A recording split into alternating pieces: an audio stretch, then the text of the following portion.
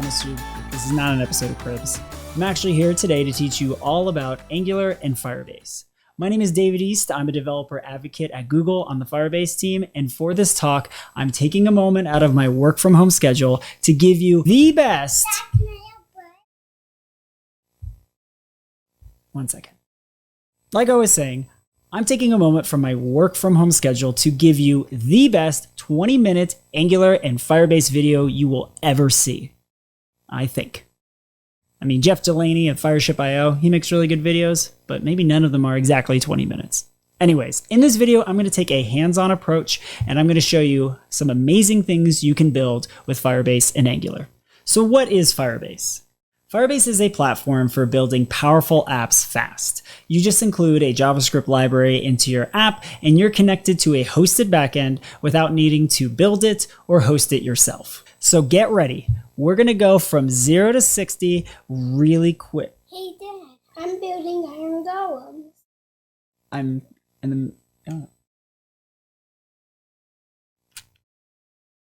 Like I was saying, get ready. We're going to go from 0 to 60 really quick. Firebase comes with a JavaScript library that knows how to connect to your hosted backend. You import the module and then call the initializeApp method with configuration you get from the Firebase dashboard. And this is all safe to put in your app. No private keys here. Now this doesn't do anything but tell my app how to connect to Firebase. So let's synchronize data in real time with one of our databases, Firestore. Firestore is a document database, which means you have collections and you have documents. And a collection is just a list of documents. So to get a single city, I'd tap into the collection of cities and grab the document by its ID. And then from there, I can call onSnapshot to read this data in real time. And every single time this data is updated in the database, this callback method will fire off with new data. And from there, you can just query any element from the page, and then you can bind that update to the view.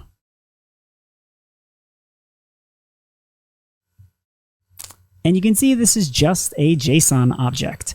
And every single time it updates in the database, we'll get that instantly on the page. Now, some of you Angular and RxJS fans might be looking at this callback method and think to yourselves, this looks pretty familiar.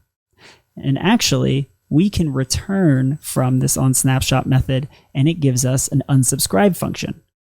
So sometime later down the line, if we wanted to stop listening in real time, we could just call unsub. And this is just like an observable. And that is why we built AngularFire. AngularFire is the official library for Angular and Firebase. It brings together Angular, Firebase, and RxJS in one library to make building things really fast. All right, so we just went from 0 to 10. Now we're going to go from 10 to 30. Is it okay if I eat some bread? 1 second. We just went from 0 to 10. Now let's go from 10 to 30. Let's make a to-do app because you have to make a to-do app. In my main module, I'll import from AngularFire and initialize my needed ng modules. I can call initializeApp, and I'm going to use the environment section of the Angular CLI. And I'm going to import from the Angular Firestore module as well, and this gives me everything I need for dependency injection. This project is already set up with the router, and we're getting back some route parameters, which will help us read from the database. So I'm going to inject the Angular Firestore service so we can talk to our backend. So the way that this project is set up is that we have a top-level collection of projects, and each project is a document, and documents can actually contain collections themselves, and these are known as sub-collections. And this is where our to-dos live, in the tasks sub-collection. This returns to us a collection reference, which allows us to update, modify, and read data at this location, which can actually be done with a generic as well. And to read this data, we're going to do it as an observable of tasks, an array in that case. And the collection reference has a bunch of methods to read the data back as an observable. And so we can take this observable and then bind it in the template. So in this unordered list, use the ng-if-as trick to pipe the tasks back, and then just iterate over them in the li with ng-for. And each task has a title. And just like that, we have the data bound in the browser. But what's a to-do list app without adding to-dos? So I'm going to use this input bar, which is just an easy way for me to have a text box with a button and to be able to get the text back through this new value output. And then back inside of the component, I'm going to move the task collection to a property, because this will allow me to use it in the onNewTask method. And we can actually do this as a generic, so it knows what needs to be added. So inside of onNewTask, I'm going to add the new task by calling the add method. And this knows that it needs to be a calm task. So it's going to yell at me until I have the correct data type. So in this case, I need the category of not started and then some dummy user data. So now when I enter a new task and hit the create button, it automatically updates on the page. But this is just too simple. We all know that tasks have intermediate states like not started and in progress and also done. And of course, done. You know, like when you say something's done, but it's not actually done, so you need to polish it up and write some tests so it's done. And just like that, we have a Kanban board. Because if you stop and think about it, most apps are just to-do apps in disguise. Since these tasks are just an observable, we can do some ArcsJS magic. Instead of returning a single array of tasks, we'll return an object of arrays, and each key of the object being the category, as in not started or in progress. And Rx makes this very easy. We can just use the map operator to create the object, iterate over each of the tasks, make sure that there's at least an empty array or the existing array, and then just add each item to the array. And this updates every single time that the data is updated in the database, because observables and Firestore work very similar.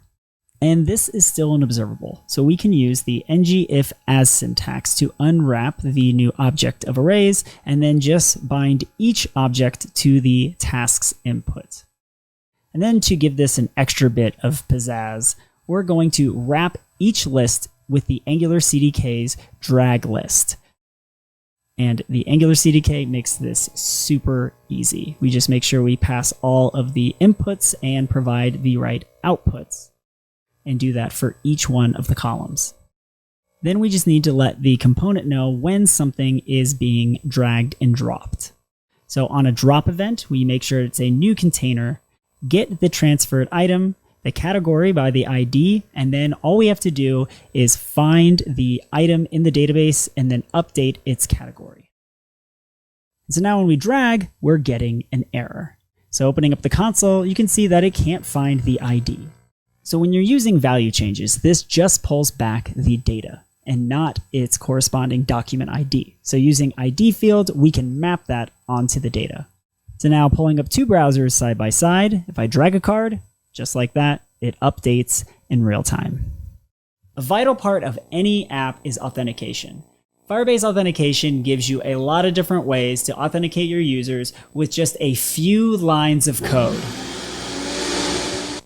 AngularFire comes with two auth modules, the core AngularFire auth module and also the AngularFire authguard module. The core module has methods for logging users in and monitoring their logged in state, and the authguard module allows you to protect routes. And auth and the router tend to go hand in hand. So in this case, we're going to want to log a user in with Google. And that is done with a redirect. And that can make things a little bit tricky unless you're using the router. So in this case, I'm going to call the sign in with redirect method and give it a provider. So here's the trick. Calling sign in with redirect won't ever return the user you're trying to log in. And that's because that will call out to the third-party provider's login page, and then that calls back to yours, meaning you'll never get to any code beyond line 23. So the way you fix this is by getting the redirect result. This resolves a promise that tells you whether a user has come back to the app through a redirect. And this is where you use the router to direct them where to go after they have logged in. So clicking sign up takes us to a redirect where we select the user, and then when we come back, the result is detected and we're back into the page. So our users are logged in, but this route is not protected. Using the AngularFire authguard module, we can reroute any unauthorized user back to the login page. The Angular router has this concept of route activations, which means only allow someone to go to a route if it meets a certain set of criteria. AngularFire integrates with this with the AngularFire authguard, which means only activate the route if the user's logged in. And then we can further customize with the pipeable methods like redirect unauthorized to. And using this method, we can say only allow users to get to the project page if they're logged in, otherwise send them back to the home. This customization is tacked onto the route in the data property. So now when I try to access this route, it kicks me right back to the login page. All users in Firebase Auth come back with a user ID, which makes it easy to organize their data in the database. And we can get the logged in user with AngularFire Auth as an observable. And this will come back with lots of information. So using the magic of RxJS, you can map over this user and only return back the information you need, such as the UID and a photo URL. And since this is an observable, you can map over it to create a new object, such as this task, which contains the user ID and their photo URL. And then afterwards, using tap, we can operate our side effect of saving the task. And as a side note, calling toPromise makes sure that the unsubscribe is called for you. Each task is saved with a UID, which means that we can address the important topic of security. Now that we have authenticated users entering data, it's time to address security. Firebase is a platform that doesn't require you to run a server. So what keeps someone from accessing your data? Well, the answer to that is Security rules! I'm so proud of you. Security rules are their own language. They allow us to say who has access to what data and what that data should look like. They're a bit of a mix between access control and schemas. Right now, anyone can read or write to my database, which is bad. Security rules allow you to match at a path level with route-like parameters. And then I can now match to the tasks and allow anyone to read or write if the data they are trying to send in has a user ID property that matches the currently logged in user. Security rules has special variables that allow you to inspect the request that's coming in, the data that's trying to be saved to the database, and the currently logged in user. And this allows you to be very specific with how you're going to secure your data. This current rule allows users to read and write data that they have created, but that doesn't really promote a collaborative environment. So let's create a role-based system.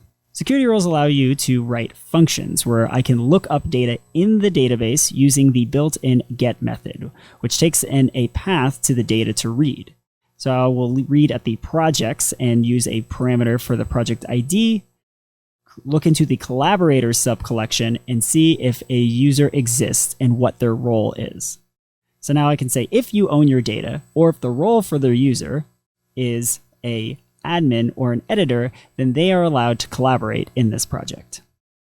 So the current logged in user isn't an admin or an editor, so they get immediately kicked out. So just for now, I'm going to manually add the user into the database as an editor. The ID will be their user ID, and we can give them their role as the editor. And when we go back, they're allowed to collaborate and edit. So let's add a feature that lets users add collaborators by entering in an email address. When the user enters an email address, you might think, oh, I know what I'll do. I will query the users and find them by their email, get their ID, and then just add them as a collaborator. And while that might work, it's not very secure because that means that either this user or everyone can read from your user's collection, which probably isn't a good thing. So instead of doing that, we can create a collaborator request subcollection, and we can request that someone with the proper security can add them as a collaborator. And it's a server where you would want to control that kind of access, and we can do that easily with Cloud Functions. All the work we've done so far is in the browser, but sometimes you gotta run some server code. Cloud Functions for Firebase allows you to run server code in response to Firebase events. So you can send a push notification every time a document is created in Firestore, resize images that are uploaded to cloud storage, and just like we're about to do, read secure parts of your database. Let's build a Cloud Function. Cloud Functions is all about triggered events. And for Firestore, we first specify a trigger with a document path, which can contain parameters, the project ID and the email in this case. And when a document is created, it will trigger this event. Firebase comes with an admin SDK that is specifically tailored to run on a server. Cloud Functions contains all the environment variables you need, so you don't have to hard code your configuration. Cloud Functions is where you should write code that a client should not have access to, like the ability to make a payment, so seeing your payment private keys, or having access to all of your users' emails and other information. The admin SDK is very similar to the client SDK, especially API-wise, so you can write queries just as you would with the client SDK. But since we're running in a node environment, we can take advantage of async await. We don't need to stream this data in real time, we just need to get it once. So we can query the users for their email and then just await the .get method to get the data back and then return the first result from the query since we know there is only one user per email.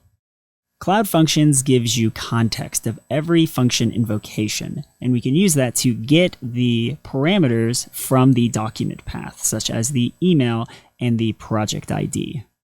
And we can use this information to securely add a collaborator by tapping into the project document and going to its collaborators subcollection and adding that user's ID and their role.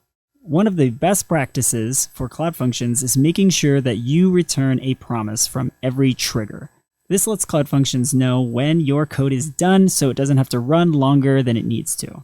And we will return a promise of deleting the collaborator request so we know that the request has been fulfilled. What if this user is not in the database? Well, that means that they are not a part of the app. So we'll just do an else statement for now and maybe, work on an email server somewhere down the line. Now, when we add a collaborator by their email address, the Cloud Function triggers, adds them securely as an editor, and the new user can modify tasks. Remember that to-do comment about that email server? Well, I have about 3 minutes left in this video, so I think I can get it done. And that's because with Firebase extensions is a codeless way of doing common tasks like resizing images and, yes, triggering emails. With extensions, I can set up a Cloud Function with just UI. So something that would have taken a lot of glue code can just be done in a few minutes. Oh, I don't have enough time for a funny joke. Let's install the Trigger Email extension. Extensions do a lot behind the scenes. The UI is designed to be transparent about the resources that are being created, the billing that needs to be enabled, and the security access being granted to the extension. Extensions are configurable, and this is where you can tailor it to work for your use case. You supply your own SMTP server, the collection where you will trigger the email from, and any templates that you want to use. It'll take a few minutes to install this extension. So let's look at the email templates in the database. Each document has an ID for the name of the template and a subject and the HTML, and you can template this with handlebar style syntax. Back in the Cloud Function, let's trigger the email extension. This email extension actually works a lot like the Cloud Function that's written right here, because it creates a Cloud Function trigger that listens to when documents are created at the mail collection. So when we add one that has a template name with some data, it will turn that into an email. So all we have to do is grab that data from the database that needs to be templated, which is the project and the admin user. And once we send a collaboration request, it will trigger this email if the user is not a user of the app. And it always feels good to remove a to-do. Or we could just keep it there and confuse everyone. So let's add a user that doesn't belong to the app. And when they check their email, they get their invite, which contains a link that allows them to sign up for the app. All right, I have like 30 seconds left, but that's plenty of time to get this app deployed on Firebase hosting. To initialize Firebase, we'll use the Firebase CLI with Firebase init hosting. This will ask you what your project name is, what your public folder is, and whether you want it as a single page app, which yes, you do. This gives us our configuration in firebase.json and our project list in Firebase RC. Then using the Firebase CLI, we'll do Firebase deploy -- only hosting to only deploy hosting, and then we have our project.web.app. So I hope that was the best 20-minute Angular and Firebase video you will ever see today at ng-conf in this time slot. We covered a lot in those 20 minutes. So if you want to see a more in-depth explanation where it goes a little bit slower, then tune into my YouTube channel where I do live streams on Firebase apps. And I'm going to actually be rebuilding this one starting next week. So thank you all so much for coming to my talk, and I hope you have a great ng-conf hardwire.